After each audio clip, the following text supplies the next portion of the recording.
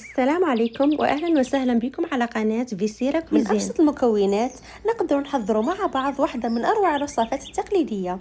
اليوم جيت وجبت لكم وصفة الشوربة البيضاء أو الجاري الأبيض، وصفة خفيفة وتليق لأي وقت. تبعوا معايا خطوة بخطوة ونتمنى تعجبكم الوصفة.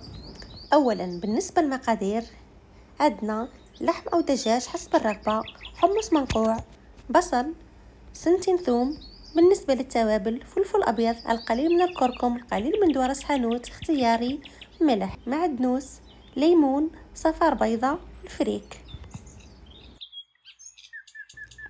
اول حاجه نبدأ بها نقوم بفرم البصل مع الثوم.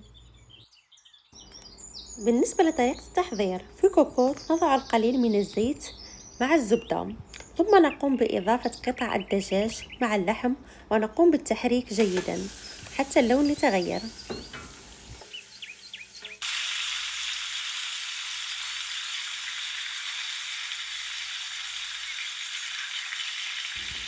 في هذه المرحلة نزيد البصل ونقليه جيدا حتى يذبل.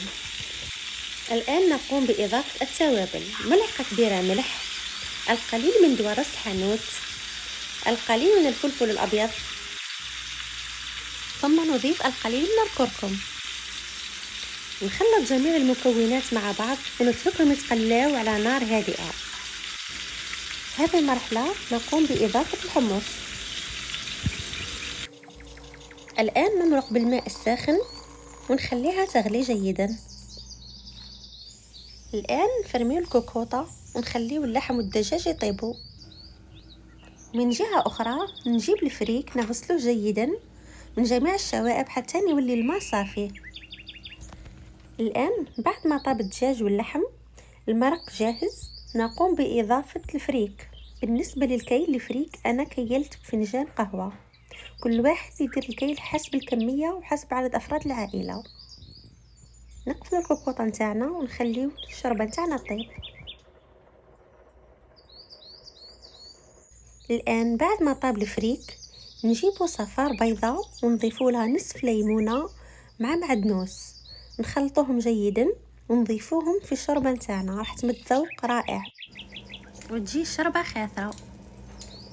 وايضا بالنسبة للمقادير وطريقة التحضير نفس الوصفة نقدروا نديروا بها شوربة فيرميسال.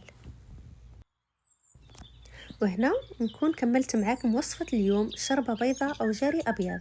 إذا جربتوها وعجبتكم ما تنسوش تدعموني بلايك وتشتركوا في القناة.